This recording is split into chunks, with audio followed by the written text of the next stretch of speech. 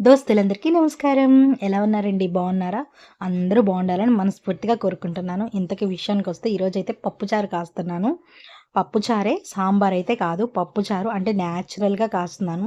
ఒకప్పుడు మా అమ్మమ్మ ఇలాగే కాచేది. అందుకని చెప్పైతే నేను కూడా ఇలాగే కాస్తున్నాను. బాగుండేది. అమ్మమ్మ పప్పుచారు సూపర్‌గా చేసిద్ది. అందుకని చెప్పి నాకు కూడా పప్పుచారు ఇట్లా కాయటం అలవాటయింది. సాంబార్ అయితే పొళ్ళేస్తారు కదా! మనమైతే ఆ పొళ్ళేమి ఎయ్యట్లేదు. నార్మల్‌గా అయితే పప్పుచారు కాసేస్తున్నాను. అయితే మేమైతే ఈ మధ్యన రూట్‌కెళ్తున్నానని చెప్పాను కదా! ఇంకా స్టాండ్ కొనలేదు. అందుకే వీడియోలయితే అప్‌లోడ్ చెయ్యట్లేదు.